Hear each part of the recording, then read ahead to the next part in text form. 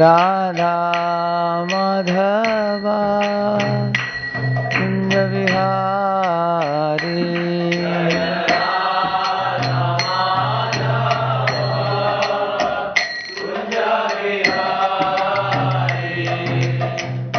गोपी जन वल्लभा गिरिवरधारी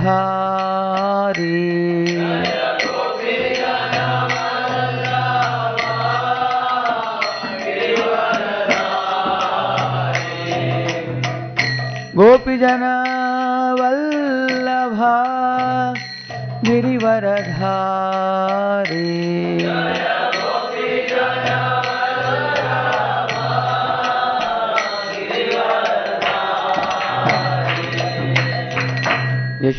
यशोदानंदन व्रज जन रंजन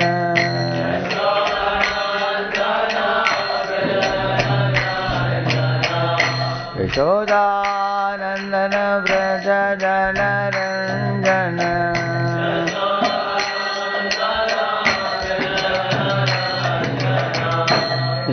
यशोदानंदन व्रज जन रंजन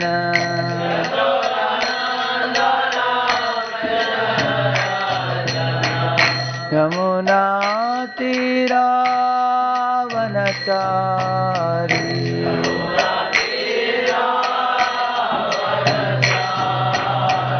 यमुना तीरावनचारी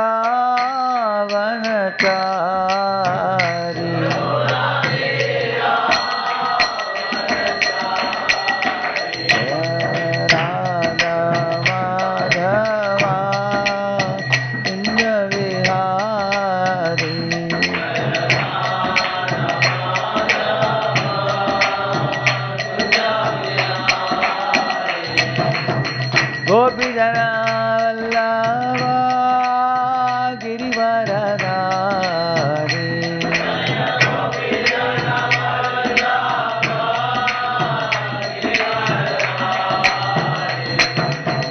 गोपी जन वल्लभा गिरिवरधारी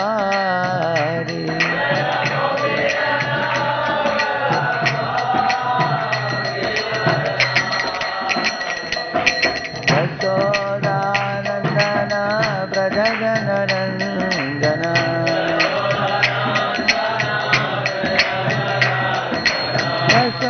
यशोदानंदन व्रज जन रंजन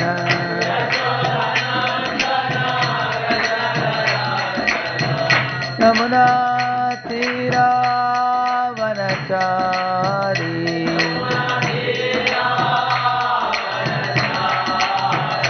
यमुना तीरावनचारी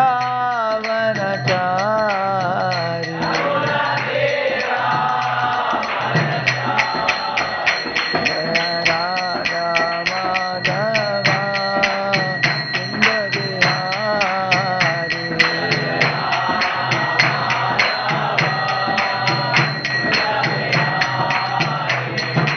राधा माधवा कुंज विहारी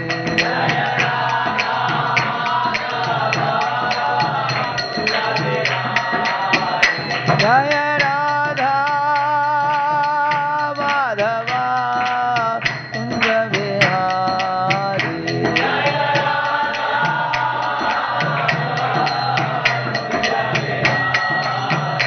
जय राधा माधवा कुंज विहारी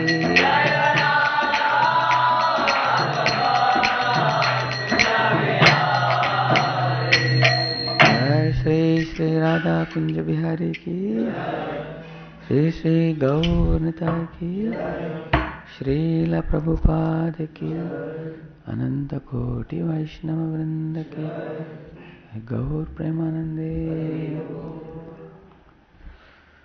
ओम अज्ञानतिमिरन्धस्य ज्ञानाञ्जनशलाकया चक्षुरुन्मीलितं येन तस्मै श्रीगुरवे नमः। श्रीचैतन्यमनोभीष्टं स्थापितं येन भूतले स्वयं रूप कदा मह्यं ददाति स्वपदान्तिकं। वन्देऽहं श्रीगुरोः श्रीयुतापदकमलं श्रीगुरून् वैष्णवांश्च।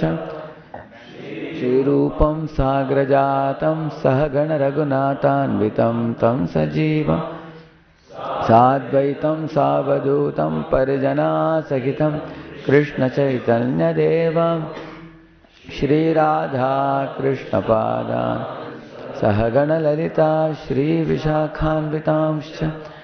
नमो विष्णुपादाय कृष्णपृष्ठाय भूतले श्रीमते भक्तिवेदांत स्वामिनिति नामिने। नमस्ते सारस्वते देवे गौरवाणी प्रचारिणे निर्विशेषशून्यवादी पाश्चात्यदेशतारिणे। नमो महावदन्याय कृष्णप्रेमप्रदायते कृष्णाय कृष्णचैतन्य नाम्ने गौरत्विषे नमः। हे कृष्ण करुणा सिंधो दीनबंधो जगत्पते गोपेश गोपिका कांत राधा कांत नमोस्तुते। तप्त कांचन गौरांगी श्रीराधे वृंदावनेश्वरी वृषभानुसुते देवी प्रणमामि हरिप्रिये। वाञ्छाकल्पतरुभ्यश्च कृपा सिन्धुभ्य एव च पतितानां पावनेभ्यो वैष्णवेभ्यो नमो नमः। जय श्री कृष्ण चैतन्य प्रभु नित्यानंद श्री अद्वैत गदाधर श्रीवासादि गौर भक्तवृंद। हरे कृष्णा कृष्णा कृष्णा हरे हरे हरे राम राम राम हरे हरे। हरे Krishna. In the last week's class, we were discussing about how should a younger devotee behave with a superior devotee. So we referred to some examples from the Srimad Bhagavatam. One thing that immediately I remember is Lord Brahma glorifying Swayambhuva Manu, isn't it? For being obedient son, and so many precise words he used. That you are non-envious and you are attentive and submissive in fulfilling the instruction. Any other word he used? Any other word Brahma used in relation to Swayambhuva Manu? Very beautiful statements. Any other example you remember that I discussed? Last class, yeah? Yeah? Yudhishthira Maharaj dealing with Dhritarashtra. Yes. How Yudhishthira Maharaj dealt with Dhritarashtra. Thank you. That was a good example, yes. Yeah? Lord Krishna, how he was speaking to his parents, Devaki and Vasudeva, when he returned back to Mathura after spending some time in Vrindavan, isn't it? How he was speaking in such sweet way that parents they cried tears. It was a very appropriate behavior with superiors. Yeah. Any other example you remember? Yeah? Ramchandrapuri and? Ishwarapuri, Ramchandrapuri, they are dealing with their spiritual master. So Ishwarapuri achieved the blessings of Madhavendrapuri by appropriate behavior. And he achieved love of God. Whereas Ramchandrapuri, he spoke in such ways to spiritual master, offending him, especially at the time of his guru leaving the body. And he lost all the blessings. Any other example? I quoted, Dhritarashtra and Sanjay also, yeah. Sanjay was a very intimate disciple of, intimate He was a disciple of Vyasadeva, but he was a secretary to Dhritarashtra. But when Dhritarashtra vanished from his sight without even informing him, he felt, I am not as intimate as I thought of myself to be. Yeah. So he was a very intimate secretary. Because of love for him, he did not tell him. Because Dhritarashtra loved him so much. He thought that if I am going to tell Sanjay that I am going to leave him and go, the way he will cry, that will hold me back. I will not be able to leave and go away. So sometimes when somebody takes sannyas or somebody goes for brahmachari life, to some extent you can pacify. But if you try to pacify the relatives too much, then you become trapped in their love. Isn't it? So that is why even you will find Yudhishthira Maharaj also when he is leaving, he behaves like a deaf and dumb man. As soon as he knows Krishna has left the world and I have to leave now, he takes off his crown and he wears a saffron dress, takes a danda in his hand, and starts proceeding towards north. And he doesn't even look back. Draupadi wants to say something. Subhadra wants to say something. He doesn't speak a word. Because he knows if I speak something, then they will cry. I'll be emotionally blackmailed. And then there'll be some conversation. Why now? Why immediately now? Why not after some time? So Shubhasya Shigram. Auspicious things should be done quickly. So the people in younger position dealing with superiors, we saw many of these examples. So today we will see the reverse, how the seniors should deal with the juniors. We'll see that. Actually, whoever is dealing with whichever person in Vedic life, the dealings are all arranged in such a way that they will evoke respect in the heart, and they will evoke love, and they will evoke trust, they will evoke a sense of peace and happiness for everybody. That is how these relationships are arranged in the Vedic life. So one class prior to this class, which we spoke last time, was receiving guests with respect, isn't it? Isn't it? So we were talking on that also. So try to think of those classes. So on one class, I think before that we were discussing about Kanishtadhikari. What are the mistakes that a Kanishtadhikari does? So we can term it as Kanishta tendency, we can say, instead of just saying Kanishtadhikari, because Kanishta tendencies can be there in us even for a long time. If you don't learn the art of behaving as a proper Vaishnava. For example, somebody may be a senior devotee or somebody may be in a senior position. That doesn't make him a senior devotee. Like in ISKCON, if you have spent some years, you become a senior devotee, isn't it? By a number of years, you spend 5 years, 10 years, 15 years, 20 years, you become a senior devotee. Like Gajendra Moksha, in those prayers, Gajendra says, Ichchami kalena nayasya viplavo. He says, simply by spending time, the darkness in the room will not go away. Unless you make some arrangements for some lighting. Isn't it? Similarly, simply by passing time in the material world, our ignorance will not be dissipated. He says, ignorance in our heart will not go on its own. We have to make a swacheshta, our own endeavor to study Shastra, to chant the holy name, to eat prasad, to associate with devotees, and inquire submissively, jignasa, and everything we have to do. Then only gradually the darkness in our heart can be eradicated. Sometimes you will find a boy has come to 3rd year or 4th year, or sometimes he has passed out. He is working with a company for 2-3 years. Still he is like a new devotee.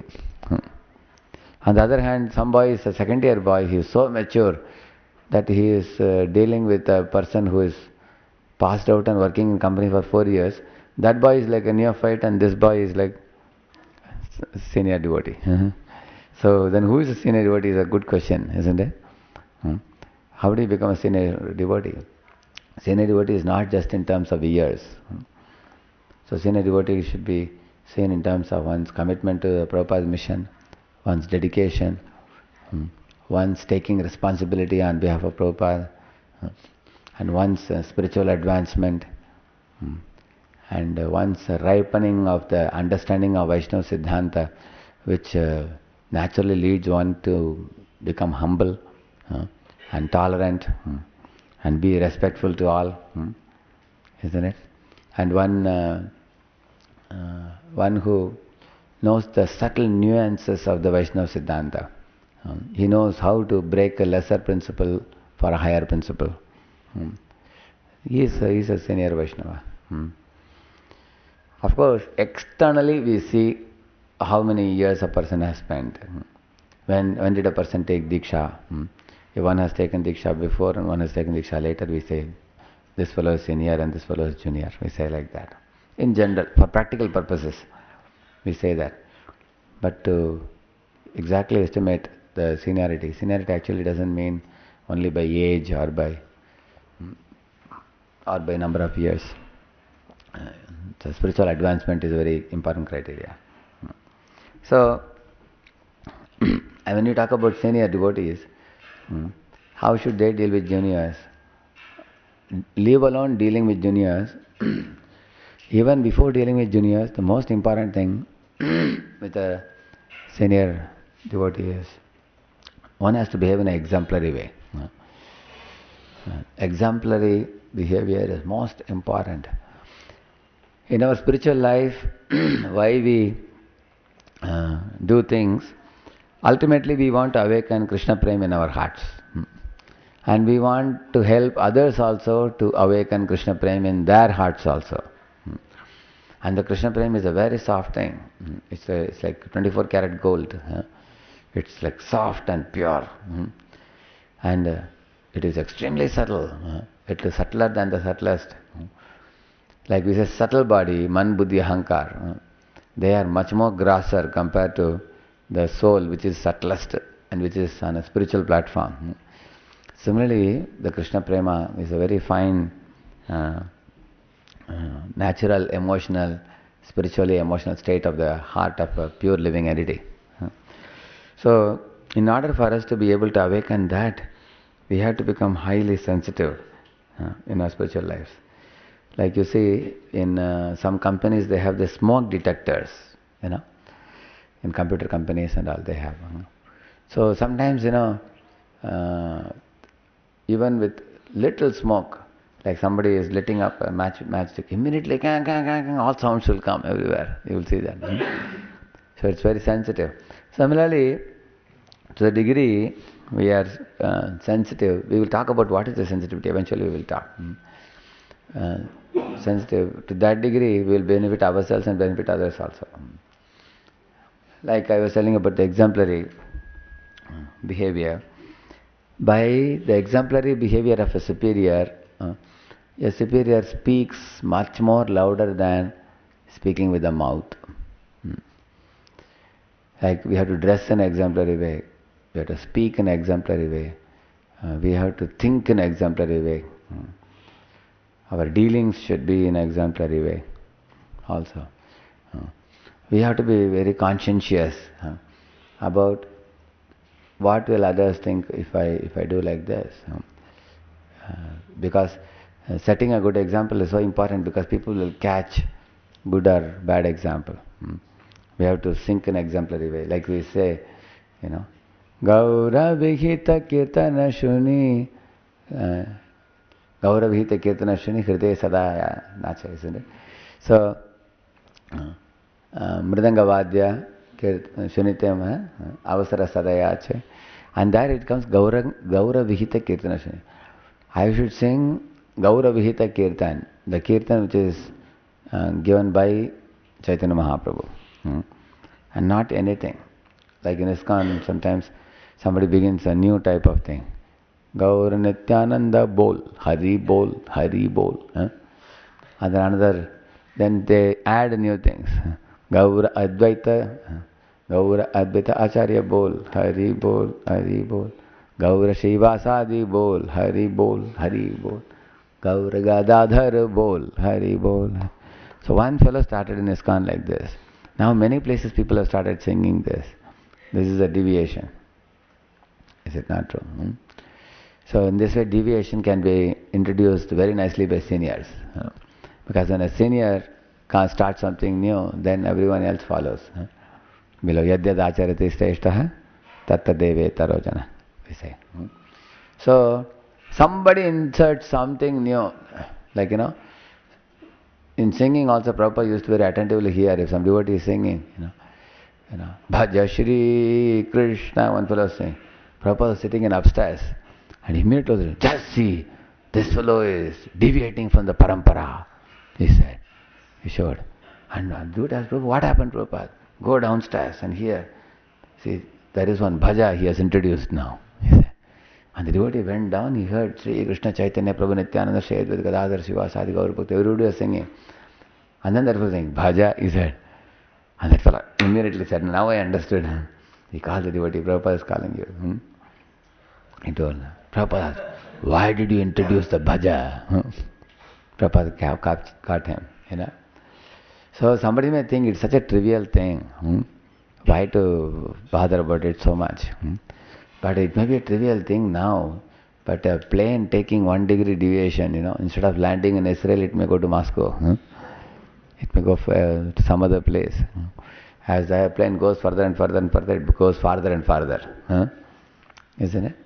So, we should not introduce any deviation. Like I went to one of the voices. So, suddenly I found on the altar, there was one big one, some round chakra type of thing kept in a velvet cloth, with flowers and everything. I said, Prabhuji, today we are celebrating a big ceremony, special ceremony, we have invited you. They said, I said, what is it? Now we are going to place a chakra on the top of the dome, altar, in the gopuram. We are going to keep it. I said, what is this new ceremony which I never know? What is this? Nobody told me. Probably you invited all the junior boys, first year boys, second year boys, everybody has come. So it's a very special ceremony. I said, which Mahabhagavad devotee is coming to do this? They said, we are only doing Prabhuji ourselves. And I asked, what is a chakra? Then they said, just like we have it in Jagannath Puri, we also want to put a chakra. I said, you cannot introduce such new things on your own. I am very sorry to discourage you. But you cannot concoct new ceremonies on your own. Like this. So, sometimes the senior devotee's mind always works like that. They want to introduce something new. Innovation, we have to be very careful. So, senior devotee should be exemplary. Actually, in Vaishnava philosophy, if you simply follow the superiors, you will not be labeled as a muff. In fact, you will be glorified for following the superiors. And anything we say, we should be able to substantiate it with whatever Guru says, GBC says, Prabhupada says. Like you all saw my letter on boiling the milk. You see in the letter I am quoting Maharaj said, Prabhupada said. So actually we should never say, I am saying. Okay, I am declaring to all of you. Nobody will like it actually. Actually a good follower becomes a good leader. A good servant becomes a good master. Isn't it? A good cooperator becomes the best team builder. You see? A good team player becomes a good team builder also. Similarly, a person who hears Bhagavatam with great interest and who participates in all the programs with great joy, is such a good example. Then such a person also, he can demand the younger people to do the same. And we cannot demand anyone to do something unless we set a good example ourselves. So I began with saying about in kirtan and everything. But in the same manner, our behavior also, like attending the morning program with enthusiasm.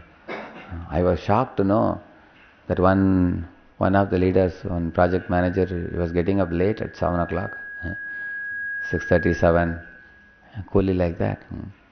And then I asked, how is he qualified to be a PM? And he has to, in fact, in our lifestyle, we should never get ill, those who are leaders. Of course, it's not that they can never get ill. When I came to Pune in 95, till date I must have got 1 or 2 L's, I think, probably. But I also wrote Mahamantra. Occasionally we may get, due to some reason, late night or something. But the leaders actually cannot compromise on the standards. They can, if they need to die early, they can die early. They can reduce their ayu, but they have to be uncompromising. Like you sleep at 12 o'clock, you still have to get up in the morning. Yeah. Actually, although there is a rule that if somebody sleeps very late, 1 o'clock, 2 o'clock, they don't have to get up in the morning or whatever. Occasionally, like Janmashtami time or something, that is officially allowed. But otherwise, the leader has to be exemplary in the morning standards. Rising early in the morning and visibly present in the sadhana. Because the leaders are people who are often taxed for management. If people see that the leader is busy with mobile, all the time mobile calls are coming during his chanting, he is running in between, then everybody in that place will also learn the same thing. You will see that. That becomes the, norm. That becomes the norm. Then everybody behaves in the same manner. Actually, a leader has to be so smart that he should be able to uncompromisingly practice sadhana without compromising on the management also. You may ask how. That requires some intelligence, Prabhupada said. When somebody would ask such a question, Prabhupada would say, that requires some intelligence. He would say. So, we should know how. Very simple. Previous night only you manage everything so well that during japa time you are not running around. Like you are not calling up boys during japa time. Because you do it in the previous night only. So, the chanting of the holy name, like you see, I sit in the front and attend the Bhagavatam classes when you come to temple, is it not? Now am I running with the mobile? First of all, I don't keep the mobile only. Actually, you have the right also to have people with you whom you train in such a way that they will be able to take many of your responsibilities. Because the more you become senior, the more if you do the spiritual activities nicely, that will be a very good example for people. Because people take tremendous inspiration from very senior people. How a person attends Mangalarti and chanting and Bhagavatam classes. Same way, exemplary in doing service. If somebody says, I am a senior devotee, so I don't have to do Mahacleaning. Oh, what kind of senior devotee are you? If you are not doing what others are doing, what kind of senior are you? No, Prabhuji, I am a senior devotee, so nobody can ask me why I am not doing. So, all the junior guys, they are like a flock of sheep. Hey, chalo, sab log karo. You go here, you go there, do this, do that. And what about our senior? He will not do it because he is senior. This is simply useless. This kind of bad example.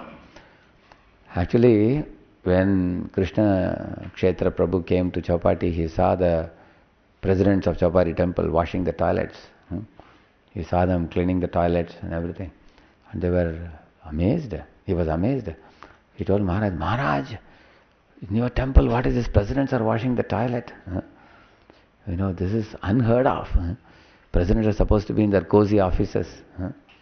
But here I am seeing them doing this. So in our Pune temple also we have this Mahacleaning.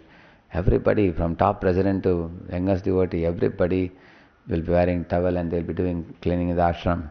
We all do that. Everybody has to do that without any compromise. Because the more we become senior, the more we should be willing to do menial services. Because menial service is all the more important for us in order to keep ourselves humble. Otherwise, our post and position and prestige and influence over people, that will go to our head. So, exemplary means exemplary in sadhana, exemplary in services, exemplary in attendance to Bhagavatam and everything. Exemplary in sadhana card also. Like some people write, my sadhana is poor this week, so I will not put the score. I used to tell them, just put the score. At least you will have the pinch that next week you will improve. Isn't it? So, we should have exemplary sadhana score. For that, one has to learn to balance studies and service and everything in such a way. Similarly, not only we should be exemplary in these things, we should be exemplary in our behavior, in our achar, in our behavior also. Exemplary in behavior actually, like Prabhupada says, externally, like first dress and then address. So naturally we have to dress very clean, we have to shave up, we have to present externals clean. But externals clean alone are not enough. We also have to be proper in behavior. Now I'll tell you some examples from Chaitanya Charitamrita which will make it very clear. Because any time you want to know what is appropriate behavior, you see the character of Lord Chaitanya Mahaprabhu. It becomes very easy to understand what is right, what is wrong as a senior. You see, we have to think, speak and behave in a certain way. First let me tell about thinking. A senior should never think, I am superior to a junior. That sense of superiority, although for practical purposes we accept a superior position and instruct them, guide them, inspire them, still the mentality of superiority is not good.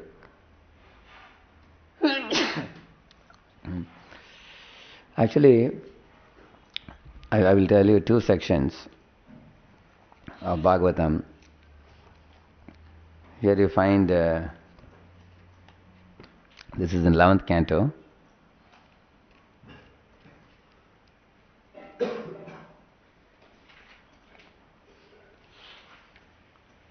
Yeah. You see, this is 11th canto, chapter 1, sorry, chapter 2. 11th canto, chapter 2, 11.2.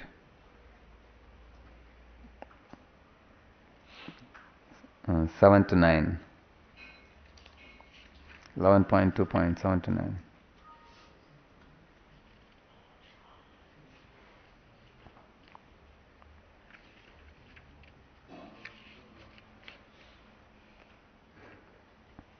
Anyway, you can even take 11.2.4. 4, 5, 6, 7, 8, 9, all of them. So here Vasudeva is receiving Narada. And how Narada behaves. Narada is a guru, and Vasudeva is a Kshatriya. So Vasudeva is in a receiving position here, as a disciple type of situation. And Narada is in a guru type of situation. So he is a senior. How Vasudeva is dealing with him, you see. Bhagavan bhavato yatra swastaye sarvadehinam kripananam yata pitror uttama shloka vartmanam. He is telling, Bhagavan bhavato yatra, your visit to my place, swastaye sarvadehinam. It is auspicious for all living entities. And kripananam yata pitroho. You are like a father to the kripanas. You know who are kripanas? The most wretched people are those who do not know the value of human form of life. He is telling kripananam yata pitroho uttama shloka vartmanam. And uttama shloka are the devotees. Uttama shloka, the Supreme Lord. Vartmana means the devotees who are following the path of Supreme Lord. So he is telling, my Lord, your visit like that of a father to his children is for the benefit of all living beings.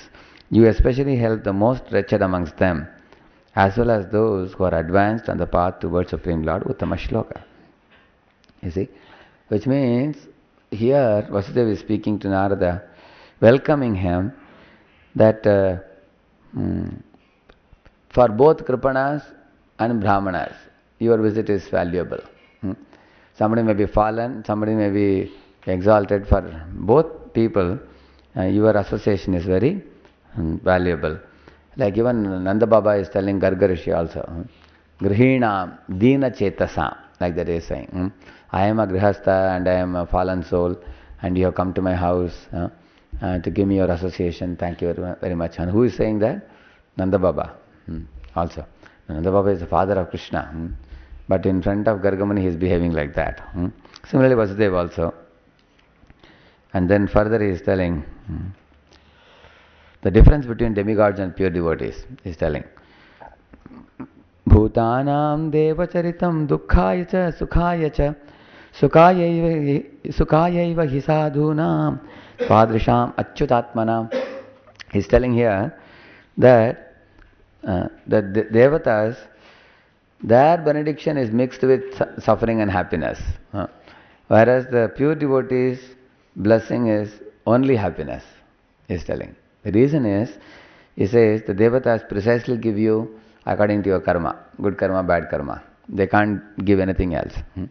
Whereas a pure devotee gives you Krishna, by possessing whom you know how to face miseries as mercy of Krishna. So, and also when happiness comes, you are grateful to Krishna. When suffering comes, you are also grateful to Krishna again. That's why he is saying like that.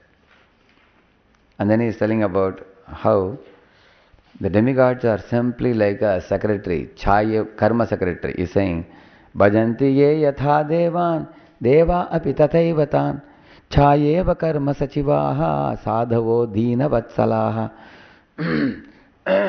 The difference between demigods and pure devotees is brought out by Vasudeva here. He is telling, demigods are millions of times greater than the ordinary living entities. Because they have tremendous control over things, over living entities also. But still they are also under the custody of Supreme Lord. They are not independent. They are not supremely independent. And besides that, the demigods are obliged to give you exactly according to your karma, good karma and bad karma. They cannot give you one ounce more. They have to exactly give you what you deserve.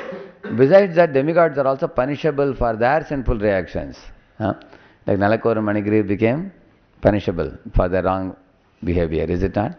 So, like that he is telling. Whereas the pure devotees, he says, they can interfere with the karma of the living entity and inspire the living entity, awaken the living entity to surrender to Krishna and thereby destroy their karma, which demigods cannot do. You understand? Pure devotee can interfere with the karma of the living entity, he is saying. And why is he saying this? Because he wants to give confidence to Narada Muni to speak something Krishna conscious. Because Narada Muni is likely to think, I am coming to the house of Krishna's father. And Krishna's father means, you can understand, not ordinary person. Who am I to preach to him? He is likely to get some inferiority complex. He may, instead of being a guru of people in general, Narada may instead offer obeisances to him and be unwilling to teach him something. So he is very smartly, very intelligently glorifying Narada. He is saying that Narada, you are not ordinary person, you are better than all demigods. You are also a demigod, because Narada is also a demigod, Devata, but you are Deva, Rishi. He is a Rishi amongst demigods. And he is not just a Deva Rishi, he is a Shuddha Bhakta. He is not just a Shuddha Bhakta, he is one of the Mahajanas, isn't it? Swayambhu Narada Shambhu. In the new temple which is coming up in NVCC in Kathraj Kondua, His Holiness Raghunath Maharaj, when he came to Pune, he said, put Narada right above the head of Prabhupada. He said, that circle, that should be Narada. Because Prabhupada is the ideal follower of Narada Muni.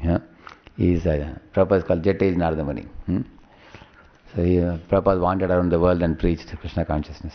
So Narada is a very great preacher, and a pure devotee.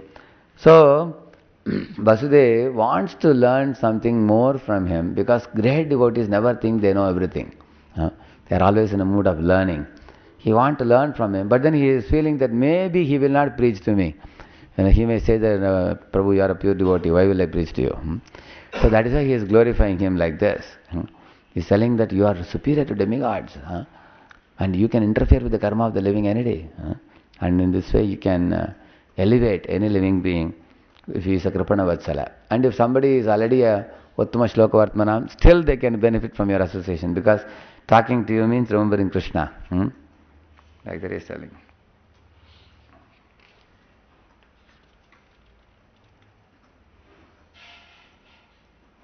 And then Vasudeva is asking, Brahmam stathami prachamo dharman Bhagavatam stava yan shrutva shraddhaya martyo muchyate sarvato bhayat. He's telling, "Oh Brahmana, although I am satisfied simply by seeing you, I still wish to inquire about those duties which give pleasure to the Supreme Personality of Godhead. Any mortal who faithfully hears about them is freed from all kinds of fear," he says. So here, you see, Vasudeva did not become proud of his special relationship with Krishna, although Krishna happened to be his son. And Vasudeva considered himself deficient in spiritual understanding, because he's telling here that please tell me how to please the Supreme Lord. He's asking. So he considered himself very deficient. And he also took advantage of the opportunity of Narada's presence as a great preacher and is inquiring on bhakti, how to advance. So Vasudeva has taken birth in the same family, or Krishna has taken birth in the family of Vasudeva. He is certainly not fallen. Undoubtedly, he is a very advanced soul. He is in a superior position. Still, he is able to surrender to Narada here, you find. So last time I told you, 4 things make a person senior: age, experience, position, and seniority. Isn't it? Seniority, 4 things. Now, in age, naturally Vasudeva is aged, more aged, isn't it? In experience, he has done a lot of tapasya in the previous lives and this life, and he has achieved Krishna. So, and also in seniority, he is having Krishna as his own son. That's a special privilege he has, isn't it? But still, because Narada Muni is a Jagat Guru, is Guru of all the living entities, and he is also a pure devotee of Krishna, Vasudeva is in a position where he is eager to associate with him. Now Narada, you will see,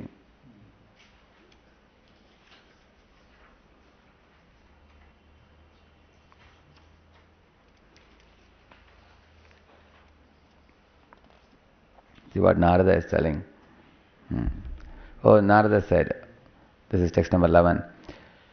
"Oh, best of the Sattvatas, you have quite correctly asked about the eternal duty of the living entity towards the Supreme Lord. Such devotional service to the Lord is so potent that its performance can purify the entire universe." So he is glorifying the devotional service.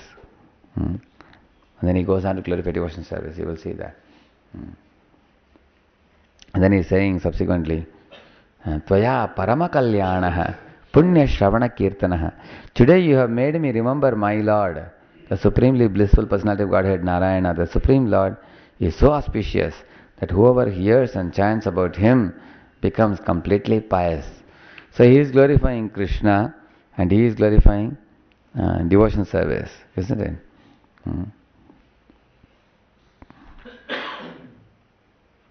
So in this way, you will find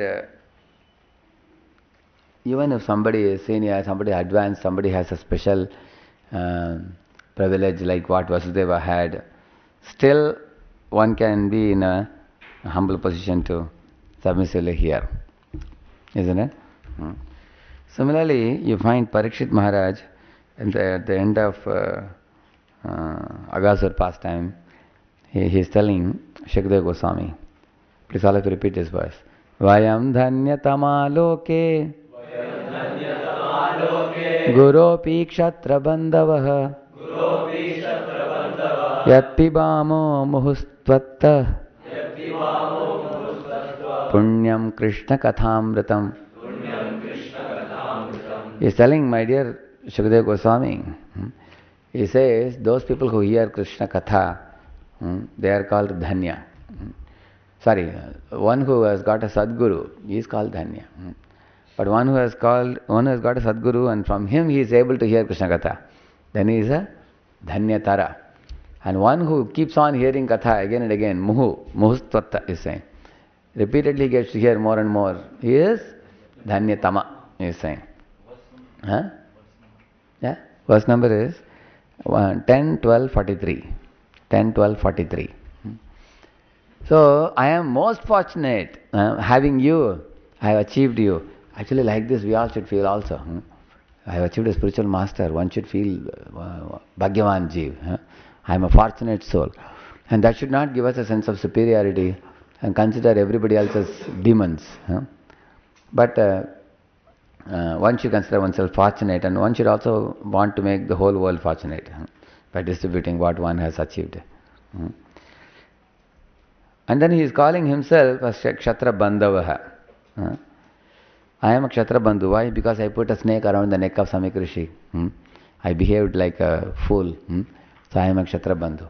Actually, Parikshit Maharaj and Shukadeva Goswami, they both are on an equal platform. Like the Prabhupada writes in first canto, in one of the verses. Because Parikshit Maharaj's birth is auspicious because Krishna personally protected him. Parikshit Maharaj's death is auspicious because Srimad Bhagavatam was spoken because of one person passing away, and the whole world is benefited by his passing away.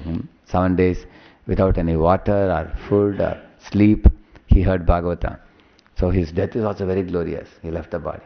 And his life is all auspicious and glorious because throughout his life he performed very chivalrous acts like controlling and subduing Kali, keeping all his citizens happy in Krishna consciousness, isn't it?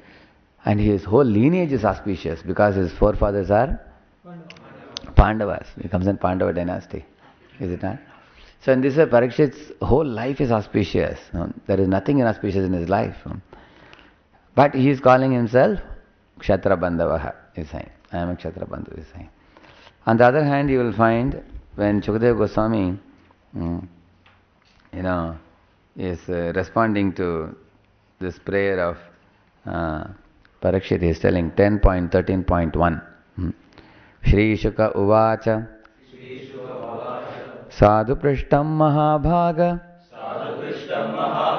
Tvaya Bhagavatottama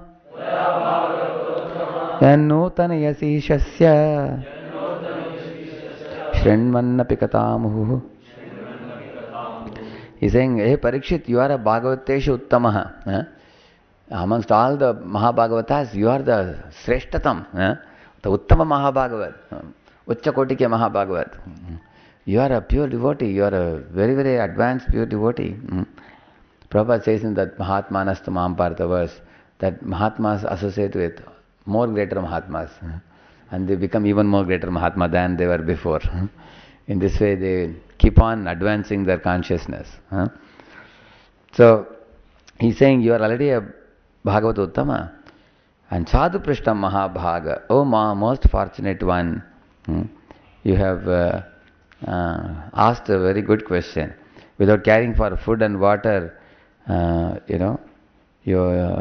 sleep, you have been hearing the katha, and you come in a very wonderful family. So Shukadeva Goswami is also glorifying him.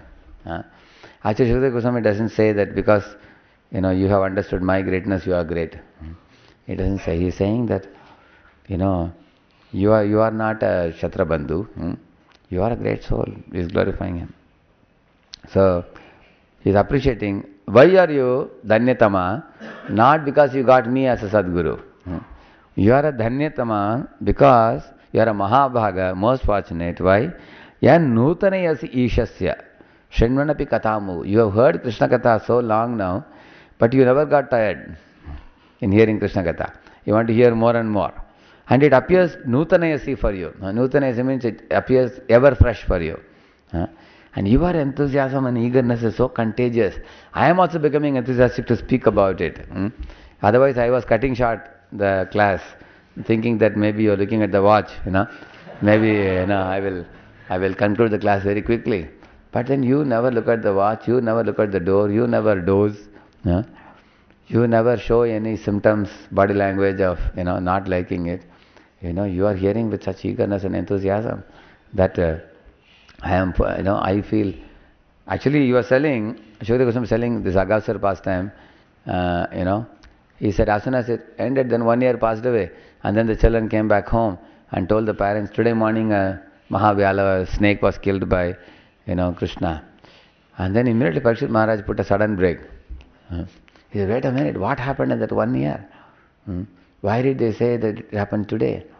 I am very eager to hear about that, please don't cut short. Similarly, he said about that Kaliya pastime also, similar manner. He's very enthusiastic. So, here you find the speaker and the hearer both are appreciative of one another. This is one important aspect of the Vaishnava philosophy. Like you see, the Shaunakadi Rishi are glorifying Sutta Goswami, and Sutta Goswami is glorifying Shaunakadi Rishis. And they are saying, Vayamna Pitrupyama Uttama Shloka Vikrame Yatashinvatam Rasajnanam Swadu Swadu Pade Pade. Yeah. Swadu Swadu Pade Pade. Means at every step it is delicious to hear from you all, from you. And all of us are very delighted. And we are never satiated in hearing. We want to hear more and more, they are saying. And that way they are encouraging the speaker. And the speaker also is appreciating the audience also. Munaya sadhu prishtoham bhavadbir loka mangalam yat kritak prishna samprishno yenatma suprasidati. He is saying that sadhu prishtoham, sabash, sabash. You know sabash? They say. You asked a brilliant question. Your question itself is so glorious. We can give a class on the question only. You know, your question is such a brilliant question you asked. That is why sometimes the speaker is eager to hear a question from some particular devotee. Like Shaunaka Rishi, he is the senior most amongst all the hearers of Bhagavatam. Then Sutta Goswami sometimes is hearing the question from the Shaunaka Rishi also. So, here comes an interesting point. Shaunaka Rishi is a very senior person amongst all the other rishis. Sometimes he also speaks at length, you will see. Sometimes he speaks 30, 40 verses in a row. He is speaking also. Because he exactly represents the mood of the audience. But sometimes the audience, they have fear to ask a particular question because they feel that if I ask this question, people will think I am less advanced in my spiritual life. Or people will come to know my weaknesses. As soon as a person asks a question, people know what is going on in his mind. So, he is representing the mood of the audience. That is one reason. Another reason is, he is asking a question in such a way that the audience feels great joy. Because they may sometimes not be able to frame a question in an appropriate way. So he frames the question for them also. And sometimes he may be asking a question for himself also. It's likely. He is asking a very mature question. Sometimes in a Puna Yatra, somebody asks a question, Maharaj, how can we prove that soul exists? And many people get fed up. This is a question to be asked now. Better go to DYA session 4 or something. So, the question should be asked according to the forum assembly of people. Then everybody feels joy. Because they are all working in their spiritual life and they want to advance. And the question should be asked in a way that everyone will benefit from that. So this is about the questioner. And as far as the speaker is concerned, he has to have a great respect for the audience. It's very important. If a speaker is in a superiority complex and he insults the audience, then the audience can never learn anything from him. Sometimes a Bhagavatam speaker climbs on the dais, and when he is sitting, he has got some impressions in his mind about some shortcomings of his subordinates, and that is actually lingering in his mind like a lingering thought. Then he may give a bombarding lecture. It will be more of a shout than a sermon, and that the kind of shouting, yelling, name calling, backbiting, or criticizing, or making a mockery of the life of some devotee. Such Bhagavatam classes cannot enter into the hearts of the audience. It's very dangerous. You see, even we can become a victim of such a thing if we are not careful. That's why I told you, we are actually doing all our spiritual activities for awakening Krishna Prem in our hearts and in others' hearts also. We should never forget that. And here comes a very important principle, that our speaking Bhagavatam is not in our hands. It is actually a blessing coming from the top. When Srimati Radharani is pleased, she will invest our tongue with appropriate words to come out of our tongue, which will benefit everybody. Otherwise, you will see sometimes you sit to speak something, blah, blah, blah, nothing comes out.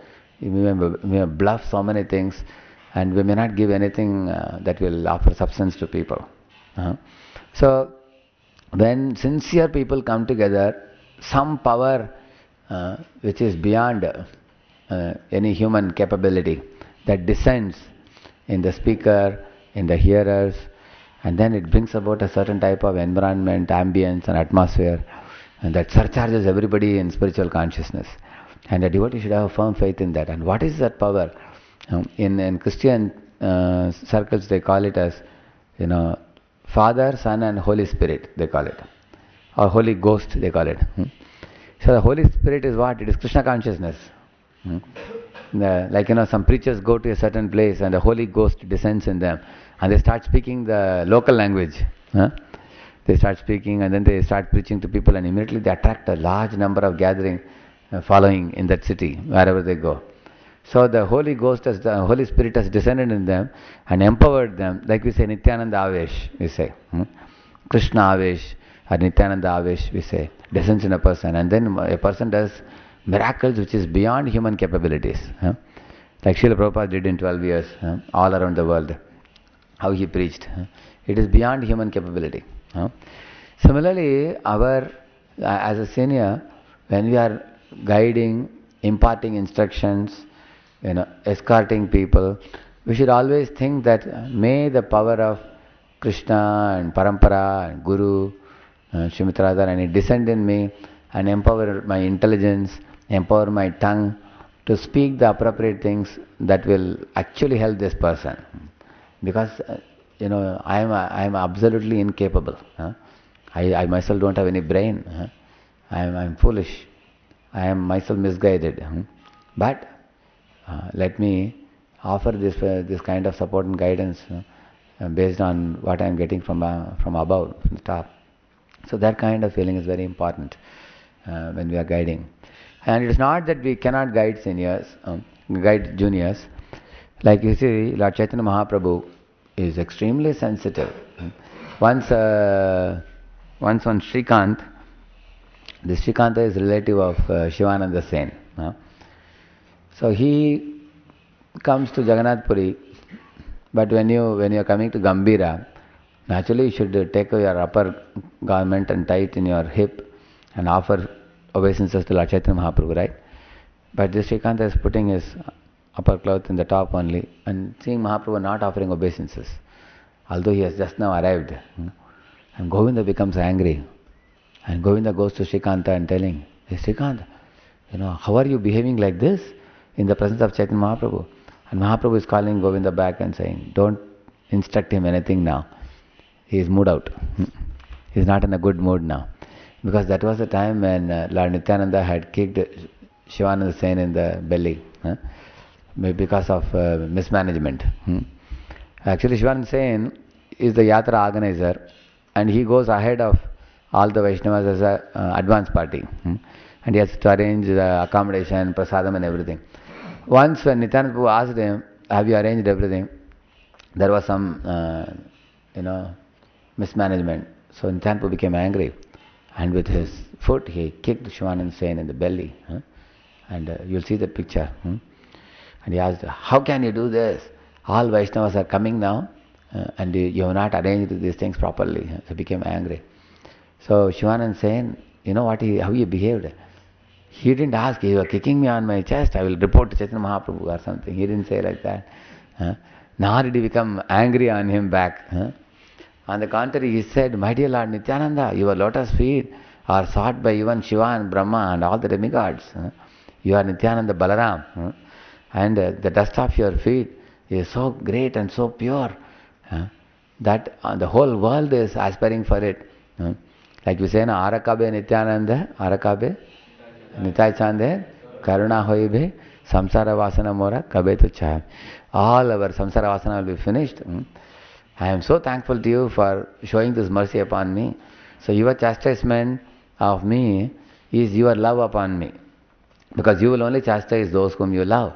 If you don't love somebody, you will keep mum. Ye gaya haath se bhi. You sprinkle water and leave him. But if you love somebody, you chastise them in order to see them change their behavior. So you're chastising me, I'm thankful to you. When Nityananda saw this, immediately his anger appeased. He embraced him and blessed him. But this sight was seen by Srikant, who was a nephew of Shivanand Sen. So he went back to Puri, and there he was in a morose situation. Why did Lord Nityananda punish my, my uncle, Shivanand Sen? So he was very unhappy with that event that took place. So you all have experience of mood out? Huh? Sometimes you also become mood out also, right? We all become mood out sometime or other, isn't it? So Chaitanya Mahaprabhu was so sensitive to the mood out behavior of a neophyte devotee that he didn't want to disturb his mood. Huh? He didn't say, you may be mood out, but when you see a senior, you have to offer obeisances. He didn't say like that. He said, okay, allow him. That much sensitive Chaitanya Mahaprabhu was in dealing with him. But this doesn't mean that Chaitanya Mahaprabhu does not instruct or guide people. He also instructs and guides those who are in a position to be guided. Like you see, one Jagadananda Pandit. See, Jagadananda Pandit is Satyabhama in Krishna Leela. In Chaitanya Leela, he comes as Jagadananda Pandit.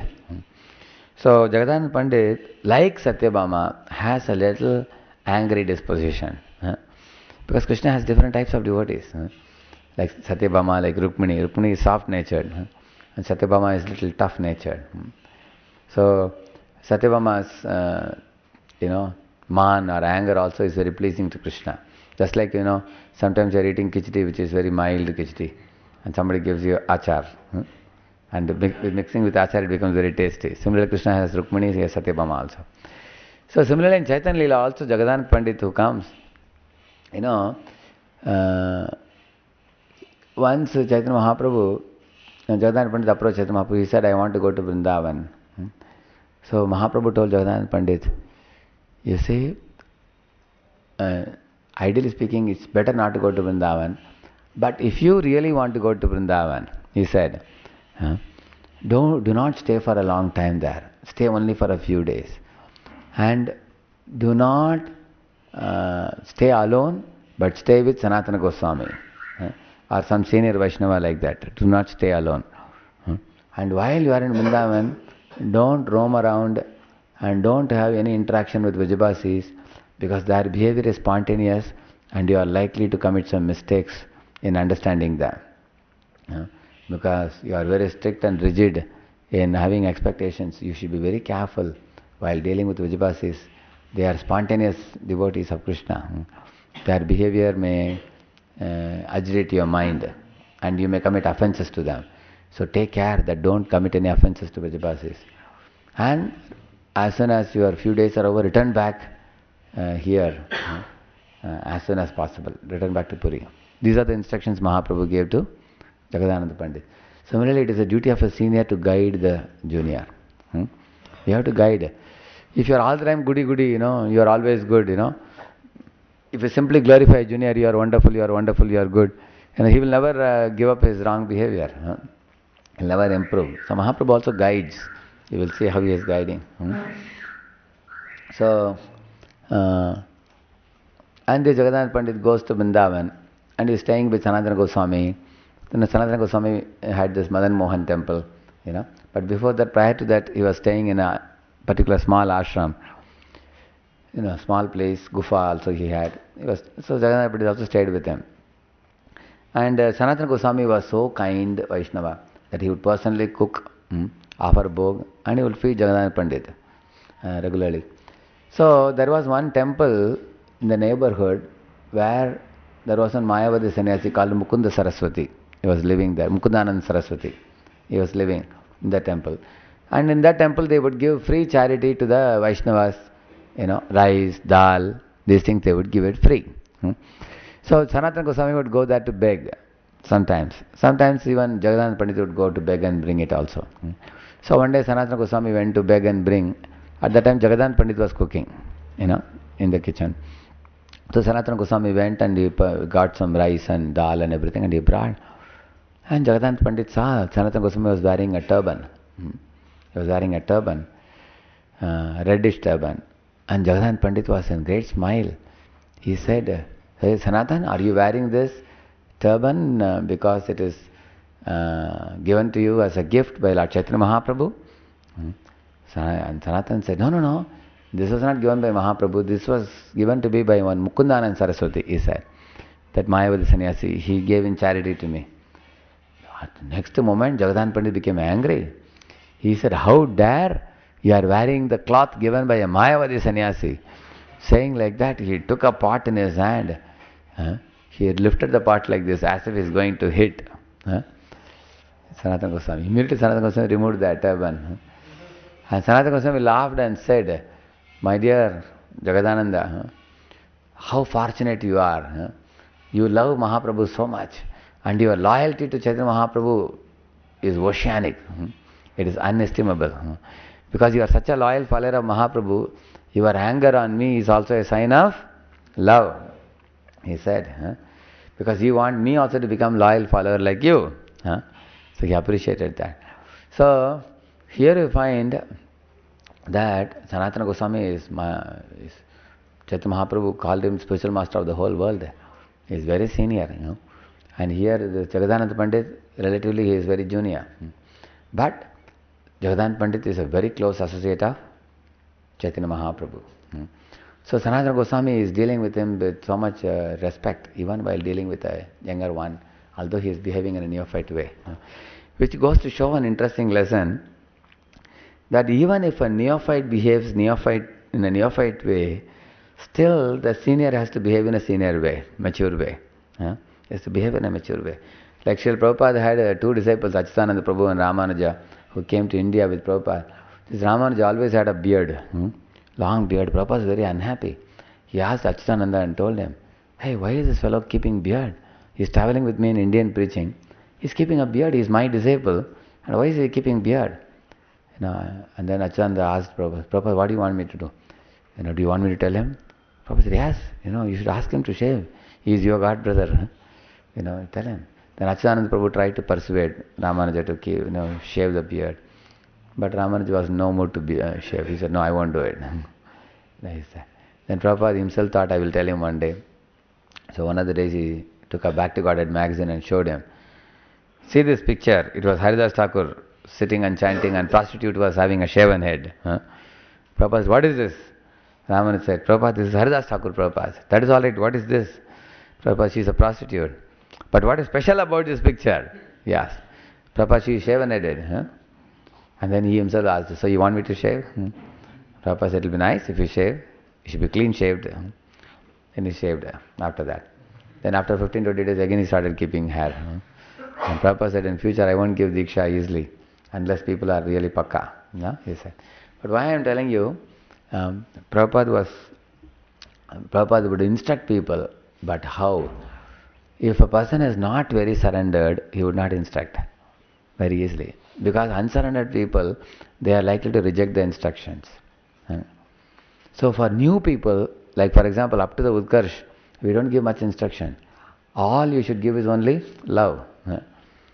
Because they can only recognize the language of love. That's all.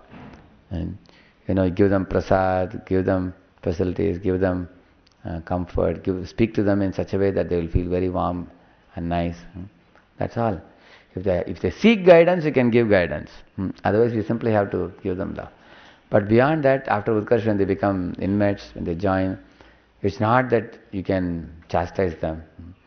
Still, even after they become inmates, you can instruct them, you can guide them, you can tell them the right thing.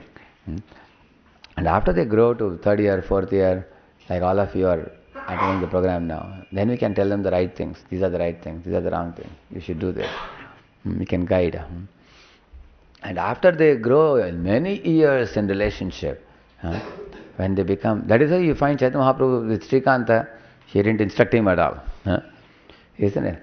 And Sanatana Goswami dealing with Jagadananda Pandit, he never told him, hey, I am a senior, you are junior, how are you behaving like this? He didn't say, okay. Even from a junior he learnt a lesson, Sanatana Goswami. Because Prabhupada says, you cannot instruct those who are not your sons or disciples. Unless somebody is in the position of a disciple, you are a guru or a shiksha guru, you cannot instruct people. Here comes a very important point. When you go to other ISKCON temples, if you find some shortcoming, you should not give any feedback. You should not give feedback. You have no right actually, because that's not your place. You are going to another place, and you also should know, every temple has different emphasis. And in every temple, everybody is trying to do something wonderful according to the best inner guidance they are getting in their heart. And you should not be in a fault-finding mode or picking faults mode when you go to other places. You do your business and go back, come back. And I never instruct people from other temples at all. One of the reasons why people love me very much, who visit Pune, is because I completely play a role. All I give them is only pure love. Absolutely no instruction, not even feedback. Even if I go to another temple, they ask me for some feedback, I will only tell the nice things. I will never tell them, I am not their guru. I am not posted above them to guide them and bring them to the right path. So we should simply see the brighter side of their life and appreciate it. And in our juniors or in our equals or in our seniors, even if you see some fault, we just tolerate it. So there is only one zone in which we are allowed to guide and instruct. Who are they? Like you are a facilitator, you have some facilities under you. Say you are a PM, you are a PA, you are a counselor, you are given some people to care and guide. Then you can care and guide for them. You cannot become a self-appointed advisor for some people in another temple. Like you go to another temple and give some guidance to them, then it will boomerang on you. Then their superiors will catch you. Hey, who are you to give guidance to my man? Like I'll tell you a simple example. Like if you are married, you have your wife, you can ask your wife to do something for you and you can guide her and all that.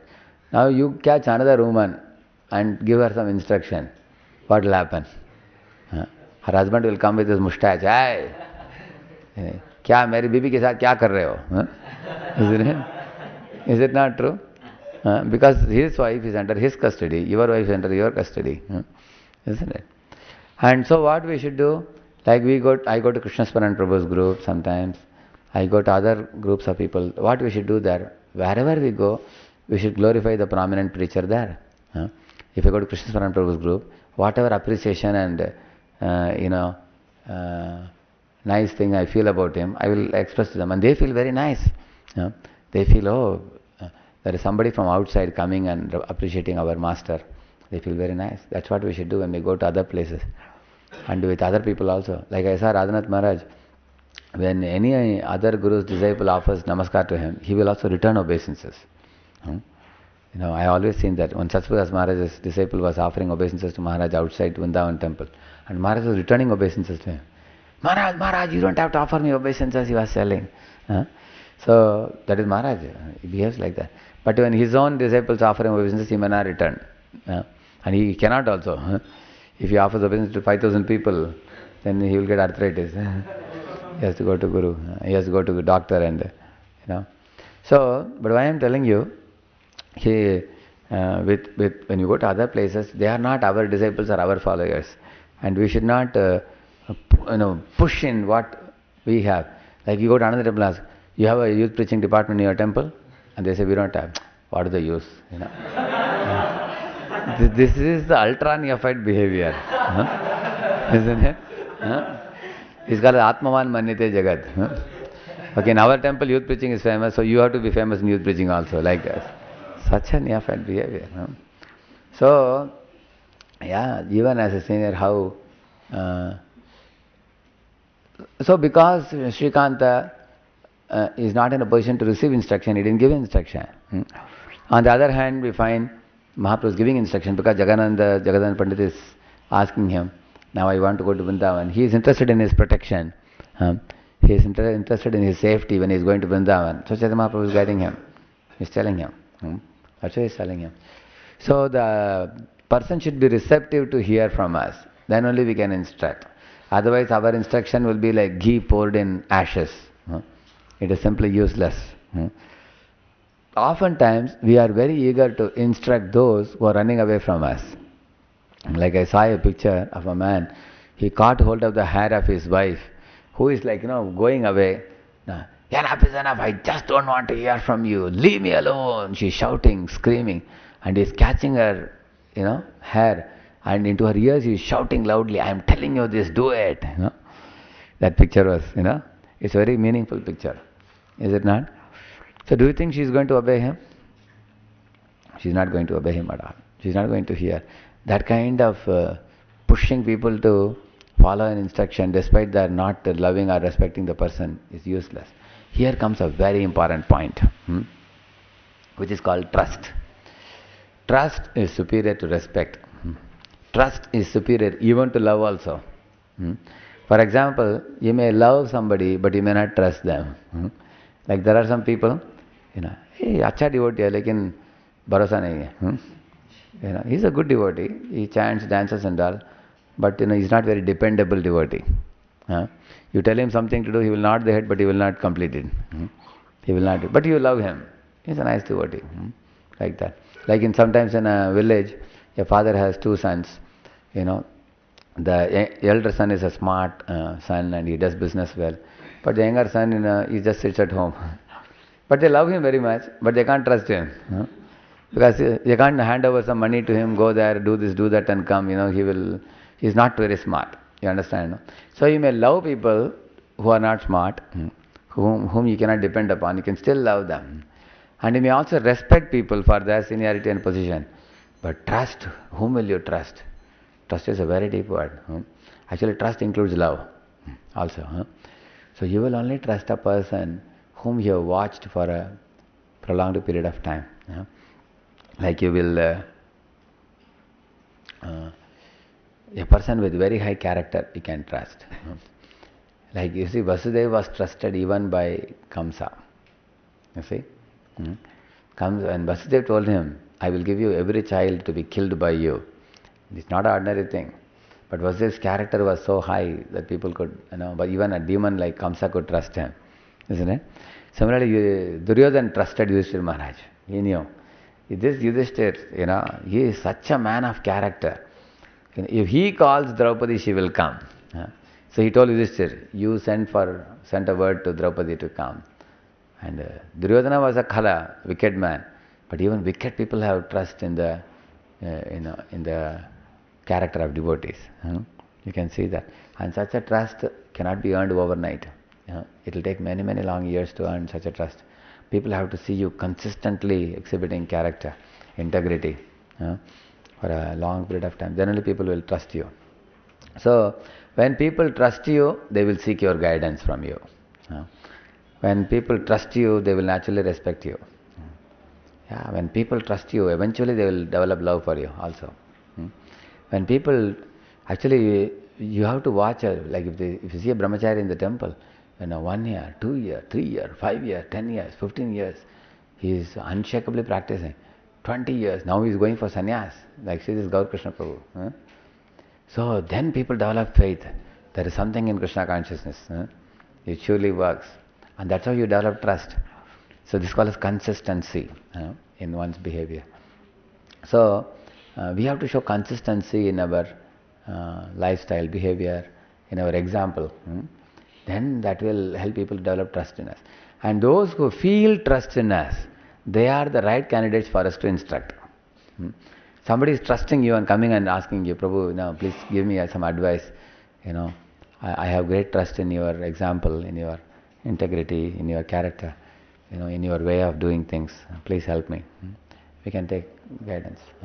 They will come to us for guidance. Then we can guide people.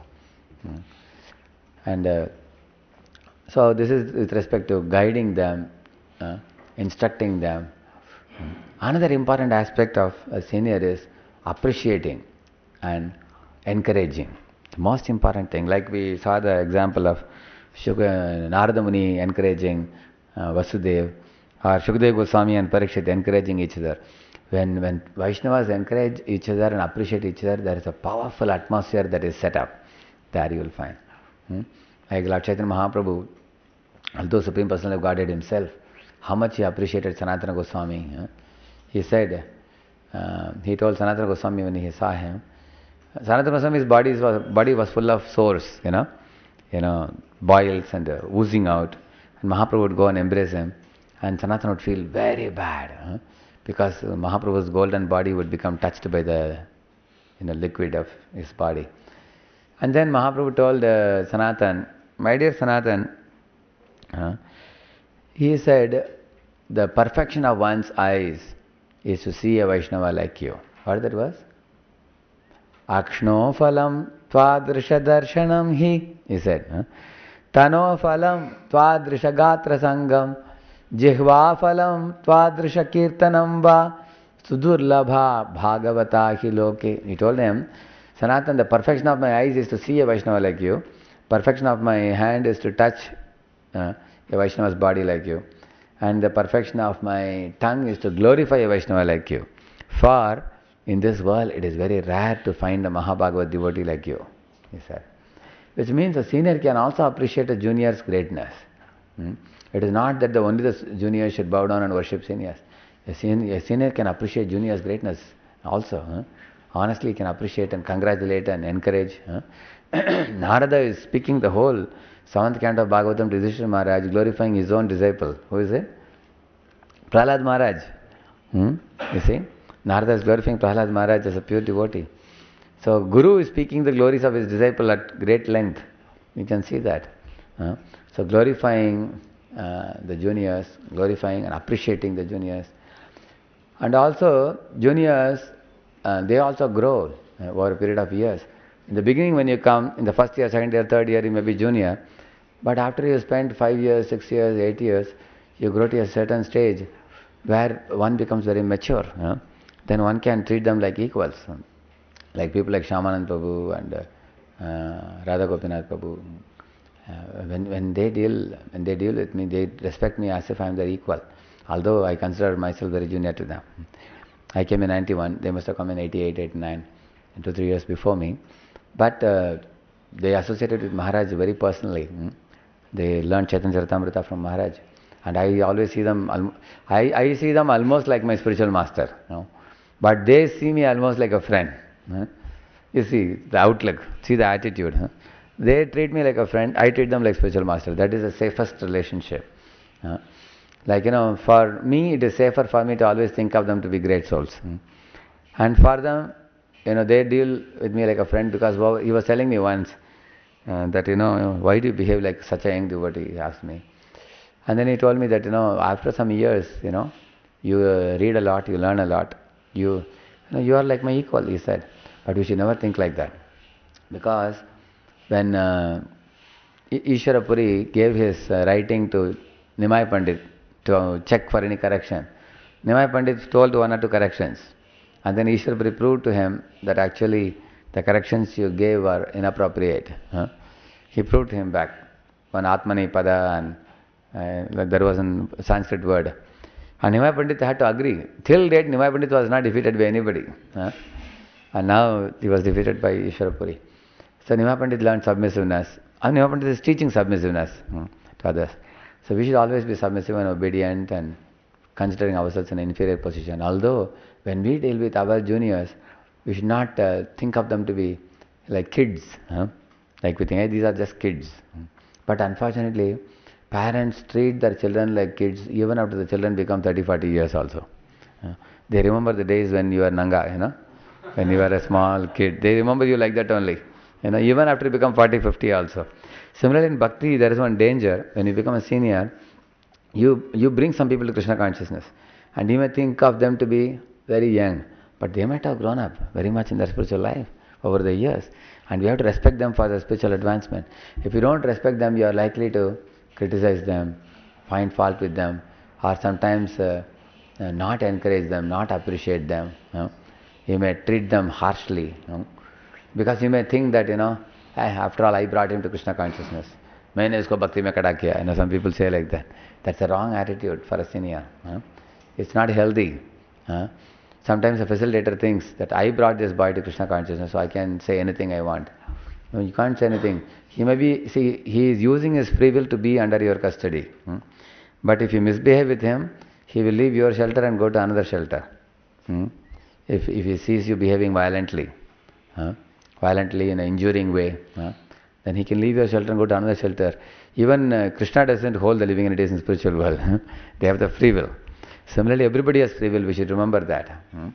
So, as seniors, we have to also encourage and appreciate and recognize the good things that they have done. That is very important also. as seniors. And you will see that always, all in Mahaprabhu's behavior also. And there is one last thing, is dealing intimately with love, with juniors. Chaitanya Mahaprabhu had a very intimate love with his followers. Like, when Mahaprabhu wanted to go for South India Yatra, that time all associates told him, my dear Lord, don't go alone, because sometimes you go into transcendental ecstasy. And you are also carrying mala with you, and you have a counter on your other hand, and you have kamandal water also, water bottle, you're carrying also. So all these things you need some servant to carry for you, So please take somebody with you. And then different people suggested. Nityananda Prabhu said, my dear Lord, I am very familiar with all the routes in India, because I had traveled all over India to all the holy places. So if you want, you can take me as your assistant. So Mahaprabhu said, how can I carry this Nityananda with me? He broke my danda in 3 places, in Dandabanga Nadi, near that place. And when I asked for my danda, where is my danda? He is telling that when you danced in ecstasy, it broke. He's putting the blame on me, and he's an untrustworthy fellow. I cannot take him with me, he says.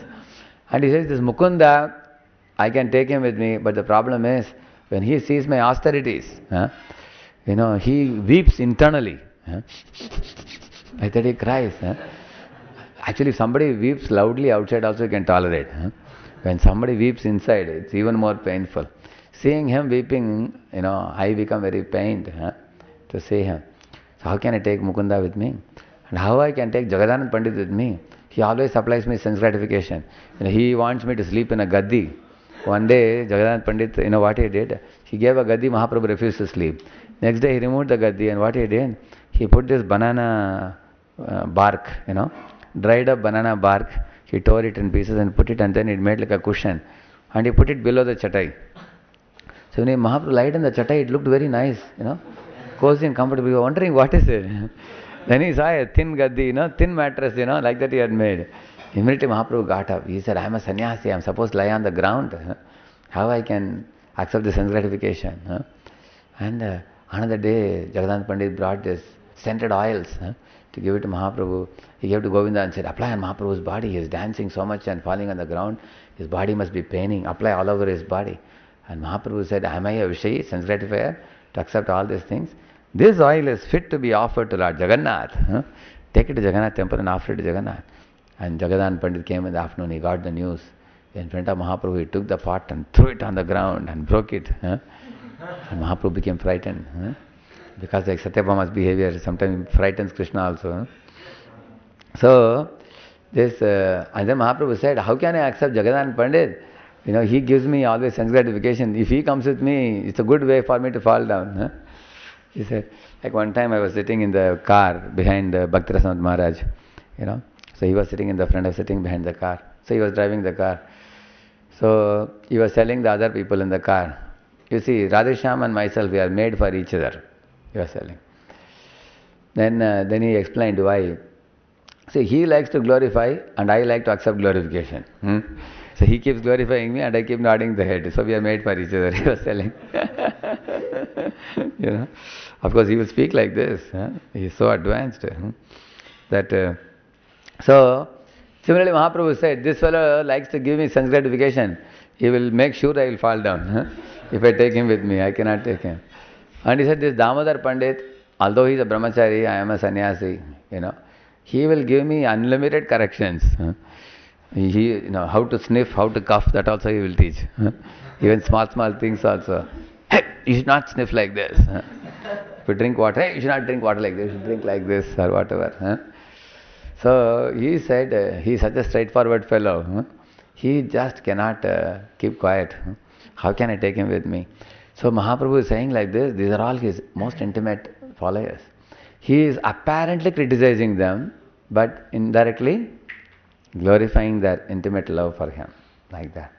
So, with the juniors, we can have intimate, loving relationship, which sometimes happens very naturally. Maybe sometimes previous lifetime connection. Sometimes you feel as senior and junior they match very nicely. Or sometimes over serving together for many years, the understanding develops between one another. the temperament matches, and eventually over a period of time you may build the love also over a period of time. But love is such a experience, it's a deep experience. When there is a love between two devotees, all misunderstandings are dissolved. All other, because even if sometimes we fall short in our behavior, when there is love, people can tolerate us.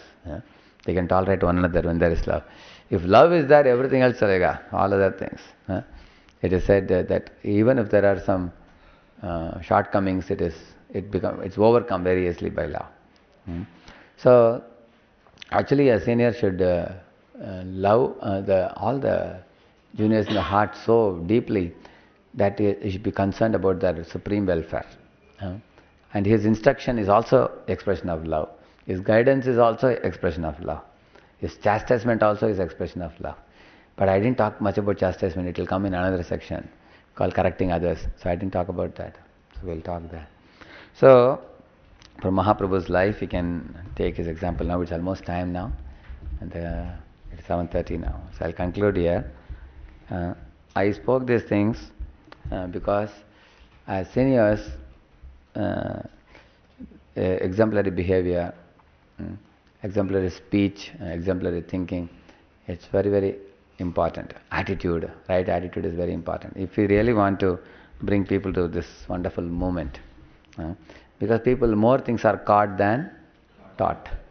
So I was talking quite a bit about achar. Sometimes we may do a lot of prachar, but achar is very important. If achar is not taken care, then despite too much of prachar also, people don't become proper devotees.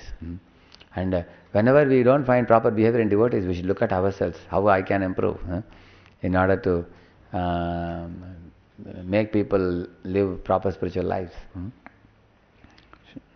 Srimad Bhagavatam ki, Srila Prabhupada ki. So I can take one question, 5 minutes? Yes. Take the mic.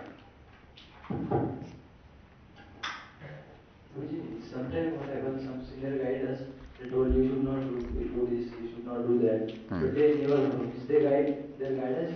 They never follow? They never follow themselves? They guide you can do this, you can do that. I know that they are doing right, but they never follow. Then you cannot follow them naturally. If you won't be inspired to follow them, then you should complain to their senior. See, if a senior is telling you do this, do that, but they don't follow, then you should complain to their senior. Prabhuji is telling me to do this.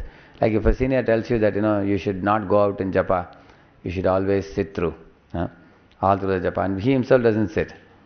He goes away after 10 minutes. He pushes off, and God knows where they are.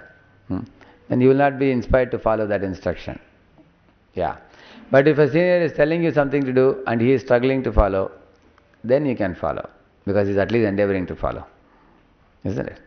Like for example, somebody has no habit of appreciating anybody. But sometimes they are endeavoring to appreciate out of a sense of duty. Because it's my duty to appreciate. It is my duty to encourage. They are doing it. At least they are doing it. And eventually they will come to a point where they will naturally appreciate. Is it not true? Yeah. Like somebody, actually one very important thing I have not spoken today because of lack of time. That will take about half an hour to talk. But I will include it in another topic, which is about, there are many aspects of exemplary behavior. The external exemplary behavior is rising early in the morning, and chanting with devotees, attending all programs, showing proper behavior and election. But another aspect of exemplary behavior is not to become proud of this, our morning standards, not become proud of our accomplishments in spiritual life, or not being critical and finding fault with every devotee and floating it all around, fault finding or backbiting. So not doing these things is also exemplary behavior. It's a subtle one. It's a subtle exemplary behavior. So that also should be followed. Like say somebody is telling that you should not criticize devotees, but they are themselves criticizing again and again. Then you have to see in their life, are they endeavoring to improve by giving up that bad quality? Because all of us are struggling with something. If you find that a person is sincerely struggling to give up a wrong behavior and do a right behavior, he also is likely to be speaking about those things. You will see. See, who are the people who speak about some things? They themselves are trying to improve also. Huh? Yeah. Then in that case, you can follow the instruction given. Otherwise, if a person, he is Vindas, he doesn't care about the instruction, he keeps telling only others very nicely, then you will never be inspired to follow. Correct, no? You understand? Another thing is said, another outlook.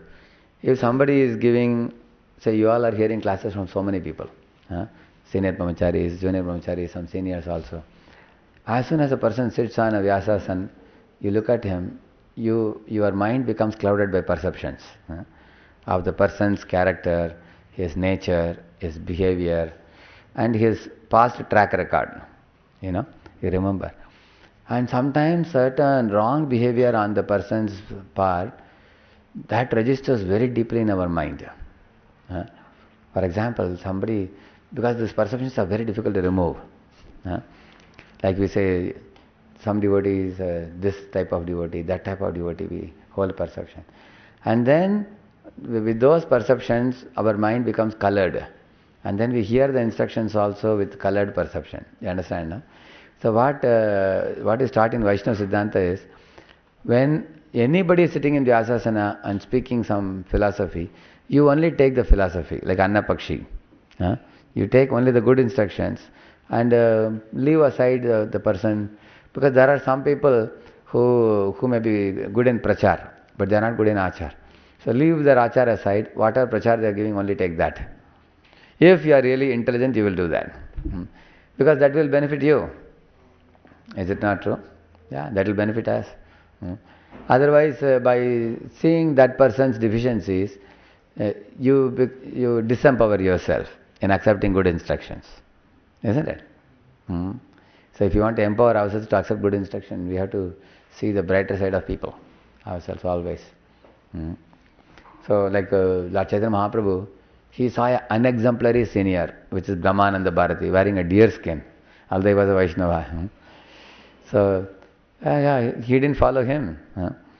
And he saw another unexemplary behavior on the part of Ramachandra Puri, who was feeding Vaishnavas and criticizing them for overeating or for eating sweets and all that. Mahaprabhu did not, he did not follow his behavior, but he took some element of truth in what he said. Whatever he is saying is good for sannyasis, so I will follow that good instruction that he is giving. Which goes to show, even if we have unexemplary seniors, from them we can capture some element of truth, what is good for us, and we can follow and we can go on with our life without criticizing them. Is it not? You see in Chaitanya Mahaprabhu's behavior. Anything you get it out, you see Mahaprabhu's behavior. It is spotless example.